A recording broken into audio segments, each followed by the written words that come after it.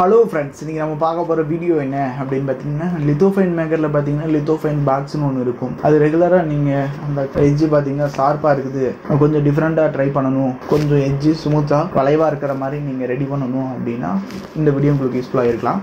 Template கொடுத்துருக்கேன். இந்த template பார்த்தீங்கன்னா 3 days ஃப்ரீயாக இருக்கும், யூஸ் பண்ணிக்கங்க. அதுக்கப்புறம் உங்களுக்கு தேவைப்படுது அப்படின்னா நீங்கள் பேமெண்ட் பண்ணி தான் வாங்குற மாதிரி இருக்கும். 3D பிரிண்ட் கோர்ஸ் வாங்கினவங்க அப்டேட் பண்ணியிருப்பேன், செக் பண்ணிக்கங்க. நீங்கள் 3D பிரிண்ட் பிஸ்னஸ் பண்ணுறீங்க, டிசைன் பார்த்தீங்கன்னா ஓரளவுக்கு தான் தெரியும் அப்படின்னா ஒரு டைம் பார்த்தீங்கன்னா வெப்சைட்டை செக் பண்ணி பாருங்கள், உங்களுக்கு யூஸ்ஃபுல்லாக இருக்கலாம். ஃபஸ்ட் எடுத்தோடனே FreeCAD சாஃப்ட்வேர் ஓப்பன் பண்ணிக்கங்க. அதில் நான் கொடுத்துருக்க டெம்ப்ளேட் பார்த்தீங்கன்னா ஓப்பன் பண்ணுங்க. ஓப்பன் பண்ணோடனே இந்த மாதிரி இருக்கும். இது பார்த்தீங்கன்னா 4 சைடும் பார்த்தீங்கன்னா ஷார்ப்பாக இல்லாமல் கொஞ்சம் வளைவாக இருக்கிறதுக்காக ரெடி பண்ணது. இது அதுக்கான மூடி, ஓகேங்களா? கீழே மேலேயே நீங்கள் ரெடி பண்ணிக்கலாம். இது ஜஸ்ட் பார்த்தீங்கன்னா நீங்கள் சைஸ் என்ட்ரு பண்ணாலே போதும். அதுக்கு நீங்கள் இந்த சீட்டை டபுள் கிளிக் பண்ணிங்கன்னா இங்கே ஆப்ஷன்ஸ் காட்டும். இதில் லித்தோஃபைன் மேக்கரில் கொடுத்துருக்கிற சைஸ் ஃபோட்டோஸில், அதாவது ஸ்கொயர் டைப் அப்படின்னா சேம் வேல்யூ தான் நம்ம யூஸ் பண்ணுவோம். லென்த்தும் வித்தும் பார்த்தீங்கன்னா ஹைட்டு கூட நம்ம இங்கே இருக்க ஹைட்டு கூட பார்த்தீங்கன்னா சேம் தான் யூஸ் பண்ணுவோம். அப்போ தான் நமக்கு ஸ்கொயர் ஷேப்ஸில் கிடைக்கும். பட் நீங்கள் வச்சுருக்க ஃபோட்டோ பார்த்தீங்கன்னா ஒரு ஃபோட்டோ 4 பேர் இருப்பாங்க, அது கொஞ்சம் லென்த்தாக போட்டால் தான் நல்லாயிருக்கும். இன்னொரு ஃபோட்டோ 2 பேர் தான் இருப்பாங்க, அது கம்மியாக போட்டால் தான் நல்லாயிருக்கும். அப்படி இருக்கிறப்ப நீங்கள் ரெக்டாங்குலர் ஷேப்ஸில் பாக்ஸ் ரெடி பண்ணணும் அப்படின்னா, ஏன்னா இதை நேம் சேஞ்ச் பண்ணி விட்றேன், ஃப்ரண்ட் இது சைடுன்னு சேஞ்ச் பண்ணிடுறேன், அப்போ தான் குழப்பம் இல்லாமல் இருக்கும், ஓகேங்களா? ஃப்ரண்ட் அப்படிங்கிறது ஃப்ரண்ட் அண்ட் பேக்கில் வைக்கிற ஃபோட்டோவோட சைஸ் வித்து, ஓகேங்களா? 120ன்னு கொடுத்துருக்கேன். அது ஒரு என்ட்ரு கொடுத்துடணும், அப்போ தான் பார்த்தீங்கன்னா இங்கே சேஞ்ச் ஆகிருக்கும், ஓகேங்களா? 120 டிஃப்ரெண்ட் உங்களுக்கு தெரில அப்படின்னா நான் பார்த்தீங்கன்னா இது ஒரு 200 கூட கொடுத்து ஒரு என்ட்ரு கொடுக்குறேன். பாக்ஸ் கவர் வந்து பார்த்தா ரொம்ப லென்த்தாக இருக்கிறது தெரியும். இன்னும் கம்மியாக கொடுத்தோம்னா ஒரு சில டைம் அங்கே சேஞ்ச் ஆகாமல் இருக்கலாம், இல்லைன்னா ஒரு மாதிரி டிஃப்ரெண்ட்டாக இருக்கலாம், சேஞ்ச் ஆகிக்கும். அப்படி ஆகலை அப்படின்னா என்ன பண்ணுறீங்கன்னா இந்த இது மட்டும் கட் அப்படிங்கிற ஆப்ஷன்ஸ் வைக்கிங்க. அதில் ஏரா மார்க் கிளிக் பண்ணிங்கன்னா TOOL அப்படின்னு ஆப்ஷன்ஸ்க்கு அதில் இருக்க ஏரா மார்க் கிளிக் பண்ணால் ஸ்கெட்ச் இருக்கும். அந்த ஸ்கெட்சை ஸ்பேஸ் பார் கிளிக் பண்ணால் வியூ பண்ணுறதுக்கான ஆப்ஷன்ஸ் இந்த மாதிரி ப்ளஸ் ஐக்கான ஆட்டம் காட்டும். டபுள் கிளிக் பண்ணிங்க அப்படின்னா எடிட் பண்ணலாம். இப்போதைக்கு ஒரு அப்டேட் கொடுத்துட்டு மறுபடியும் க்ளோஸ் கொடுத்துருங்க. அந்த இது தெரியாமல் இருக்கணும்னா ஸ்பேஸ் பார் மறுபடியும் அந்த ஸ்கெட்ச் மேலே வச்சுட்டு கொடுத்தீங்கன்னா முடிஞ்சிச்சு, ஓகேங்களா? அப்டேட் ஆகிக்கும். ஒரு சில டைம் மட்டும், எல்லா டைம் வந்துடுது, ஒரு சில டைம் வந்துடும். இதில் பார்த்தீங்கன்னா ஃப்ரண்ட் சைடு வைக்க போகிற ஃபோட்டோ இங்கேயும், பேக் சைடு அந்த சைடு ஆட்டோமேட்டிக்காக சேம் சைஸ் தான் வித்து வரும். அதே மாதிரி சைட்லையும் வைக்க போகிற ஃபோட்டோவோட வித்து இது, ஓகேங்களா? அதை என்ட்ரு பண்ணோம்னா அதுக்கானது சேஞ்ச் பண்ணும். ஹைட்டு 4க்குமே ஒன்றா வச்சா தான் நம்ம கரெக்டாக இந்த ஸ்கொயர் ரெக்டாங்குலர் ஷேப்ஸில் பார்த்தீங்கன்னா நம்ம பாக்ஸ் ரெடி பண்ண முடியும், ஓகேங்களா?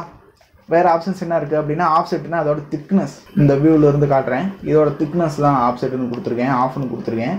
அது ஆஃப்செட்டுன்னு மாற்றிட்டா. இது ரேடியஸ், ஓகேங்களா? ரேடியஸ் 10 கொடுத்துருக்கேன். அது ஒரு சொல் பார்த்துங்க, இவ்வளோ தூரம் இருக்கா? 10ங்கிறத 20ங்கிறத 10 அப்படின்னு சேஞ்ச் பண்ணிவிட்டு ஒரு என்ட்ரு கொடுத்துட்டு இங்கே வந்தோன்னா சைஸ் சேஞ்ச் ஆகிருக்கிறத பார்க்கலாம். அவுட்புட் ரொம்பவே சேஞ்ச் ஆகும். ஹைட்டு பார்த்தீங்கன்னா 4 ஃபோட்டோவுக்கும் ஒரே தான் கொடுக்கணும், அப்போ தான் மேட்ச் பண்ண முடியும், ஏன்னா அது கொண்டு வரதுக்கு கஷ்டம். கவர் இன் அப்படின்னா கவர் திக், அது ரெண்டையும் பார்த்துங்க. இந்த மூடி இருக்குது பார்த்தீங்களா, அதோட தான் மூடியோட இந்த உள் சைடு போகிற இதோட திக்கு எவ்வளவு, டாப் அல்லது பாட்டம் வரப்போகிற அதோட திக்கு எவ்வளவு அப்படிங்கிறதான் கவர் இன் கவர் திக்குன்னு கொடுத்துருக்கேன். அது உங்களுக்கு ஏற்ற மாதிரி நீங்கள் இதை செட் பண்ணிக்கங்க. இதெல்லாம் செட் பண்ணிக்கலாம். இதோட ஃபோட்டோஸ் ரெடி பண்ணுறது எப்படி ரெடி பண்ணுறீங்க அப்படின்னு, நீங்கள் ரெடி பண்ண போகிற ஃபோட்டோ பார்த்தீங்கன்னா 4 ஃபோட்டோவும் ஒரே சைஸாக ரெடி பண்ணிக்கங்க. இல்லை அப்படின்னா 2 செட்டு ஃபோட்டோ பார்த்தீங்கன்னா ஹைட்டு சேமாக இருக்கணும், ஆனால் வித்து கூட மாறிடலாம். அதுவும் 2 ஃபோட்டோ மட்டும்தான் டிஃப்ரெண்ட்டாக இருக்கணும். ஒவ்வொரு ஃபோட்டோவும் ஒவ்வொரு சைஸ் இருந்துச்சுன்னா பண்ண முடியாது. ஏன்னா ஆப்போசிட் சைடு சேமாக இருந்தால் தான் நமக்கு அந்த ரெக்டாங்குலர் ஷேப்பே கொண்டு வர முடியும். உங்களுக்கு கான்செப்ட் புரிஞ்சிருக்குன்னு நினைக்கிறேன். ஃபோட்டோஸ் இதில் ஒர்க் பண்ணிங்க, என்கிட்ட ஃபோட்டோஸ் தனியாக இல்லை, ஃபோட்டோ பியில் தான் ஒர்க் பண்ணி அது லோட் ஆகிட்டு இருக்கு. இங்கே பார்த்தீங்கன்னா லித்தோஃபைன் மேக்கர் வெப்சைட்டில் நார்மலாக போனோம்னே இந்த மாதிரி பாக்ஸ் டைப் தான் இருக்கும். இந்த மாதிரி பாக்ஸ் டைப் தான் இருக்கும். இதுவும் சூப்பரான அவுட்புட் தான் நமக்கு கிடைக்கும். கொஞ்சம் போரிங்காக இருக்குது அப்படின்னா டிஃப்ரெண்ட்டாக கொஞ்சம் அந்த எட்ஜெல்லாம் பார்த்தீங்கன்னா ஷார்ப்பாக இல்லாமல் வளைவாக க்ரியேட் பண்ணணும் அப்படின்னா நீங்கள் இந்த டெம்ப்ளேட் யூஸ் பண்ணலாம், ஓகேங்களா? அதுக்கு 4 சைடு ஃபோட்டோவும் நீங்கள் ரெடி பண்ணி வச்சுக்கணும். அந்த 4 சைடு ஃபோட்டோவையும் 4 லித்தோஃபைனாக தனித்தனியாக பண்ணி பிளெண்டர் சாஃப்ட்வேர், இந்த சாஃப்ட்வேரில் பார்த்தீங்கன்னா லித்தோஃபைன் இம்போர்ட் பண்ண முடியாதுன்னு நினைக்கிறேன். இம்போர்ட் பண்ணலாம், பட் எக்ஸ்போர்ட் ஆகாதுன்னு நினைக்கிறேன். அதனால் பிளெண்டரில் இந்த டெம்ப்ளேட்டு எக்ஸ்போர்ட் பண்ணிக்கிங்க. லித்தோஃபைன் மேக்கரில் அந்த 4 லித்தோஃபைனையும் தனித்தனியாக எக்ஸ்போர்ட் பண்ணிவிட்டு பிளெண்டரில் இம்போர்ட் பண்ணிக்கிங்க. சூஸ் ஃபைல் கொடுத்துங்க. ஃப்ரேம் பார்த்தீங்கன்னா வேணாம், நோ பார்டர் கொடுத்துங்க. ஏன்னா நம்ம பார்டர் இல்லாமல் நல்லா வலுவலுப்பாக கொண்டாடுறது தான் நம்மளோட இது. அதுக்கப்புறம் வித்து நான் சொன்ன மாதிரி ஸ்கொயர் டைப்பில் கொண்டாடுறீங்கன்னா 4க்குமே ஒன்றா கொடுத்துங்க. 100 ஹைட்டு 100 அந்த மாதிரி கொடுத்துக்கிட்டு இங்கேயும் பார்த்தீங்கன்னா இந்த சீட்டுலேயும் பார்த்தீங்கன்னா ஃப்ரண்ட்டு சைடு ஹைட்டு 3க்குமே 100 என்ட்ரு பண்ணிக்கிங்க. இல்லை எனக்கு ஸ்டெப்ஸில் ரெடி பண்ணுறேன் அப்படின்னா ஹைட்டு பார்த்தீங்கன்னா டிஃபால்ட்டாக ஒன்று செட் பண்ணிக்கங்க. ஃப்ரண்ட்டில் வைக்க போகிற ஃபோட்டோ 120 வைக்கிறேன்னா பேக்குக்கும் அதே 120 வச்சா தான் ஈக்குவல் பண்ண முடியும். இதுக்கு ஒரு 150 வைக்கிறேன் சைடில் இருக்க ஃபோட்டோவுக்கு அப்படின்னா இந்த சைடு இருக்கிறதுக்கும் பார்த்தீங்கன்னா 150 வைக்கணும். அப்படி வச்சு ஒவ்வொரு ஃபோட்டோவும் எக்ஸ்போர்ட் பண்ணிக்கங்க. வேறு இது செட்டிங் பார்த்தீங்கன்னா நீங்கள் எவ்வளோ பிரைட்னஸாக லைட் யூஸ் பண்ணுறீங்களோ அதுக்கேற்ற மாதிரி யூஸ் பண்ணுங்கள். மேக்ஸிமம் திக்னஸ் ஒரு 2.6 வைக்கலாம். மினிமம் திக்னஸ் 0.55 வைக்கலாம். ஒரு நல்ல அவுட்புட் கிடைக்கும். நம்ம யூஸ் பண்ணுற ஃபோட்டோஸை பொறுத்து தான். அது ரொம்ப டார்க்காக இருக்க ஃபோட்டோவாக இருந்தால் என்னதான் வச்சா அவ்வளோக்கா நல்லா இருக்காது. அங்கே என்ன வைக்கிறீங்களோ ஒரு 2.6 வைக்கிறேன் மேக்ஸிமம் திக்னஸ், ஓகேங்களா? அப்படி இருக்கிறப்ப இங்கே பார்த்தீங்கன்னா ஆஃப் செட்டு ஒரு 2.5 அந்த மாதிரி வைக்கலாம். 3 வைக்கிறீங்கன்னா இங்கே ஒரு 2.8, ஓகேங்களா? அதுக்கு ஈக்குவலாக வச்சுக்கிட்டோம்னா கொஞ்சம் நல்லாயிருக்கும். ஒன்று ஓகேங்களா? கவனிக்க வேண்டியது வேறு இதில் ஹைட்டு மட்டும் 4 ஃபோட்டோலையும் சேமாக இருக்கலாம். அப்படி வச்சுட்டு அதை எக்ஸ்போர்ட் பண்ணிக்கோங்க. அப்படி எக்ஸ்போர்ட் பண்ணதை பிளெண்டர் சாஃப்ட்வேரில் இம்போர்ட் பண்ணிக்கிட்டு சேம் சைஸ் இருக்கிறத ஃப்ரண்ட்டு அண்ட் பேக் ஃபோட்டோஸ் இது தெரிகிற மாதிரி சைடும் பார்த்தீங்கன்னா ஆப்போசிட்டாக தெரிகிற மாதிரி வச்சுங்க. இந்த இதை எக்ஸ்போர்ட் பண்ணுறது எப்படி எக்ஸ்போர்ட் பண்ணுறீங்க அப்படின்னா ஃபஸ்ட்டு இதை செலக்ட் பண்ணிக்கங்க. கட்டுன்னு கொடுத்துருங்களா, அதை கிளிக் பண்ணோன்னா அது க்ரீன் கலராக மாறும். ஃபைலில் போயிட்டு எக்ஸ்போர்ட் கொடுத்தீங்க அப்படின்னா அது மட்டும் பார்த்தீங்கன்னா ஒரு இதாக நமக்கு எக்ஸ்போர்ட் ஆகும்.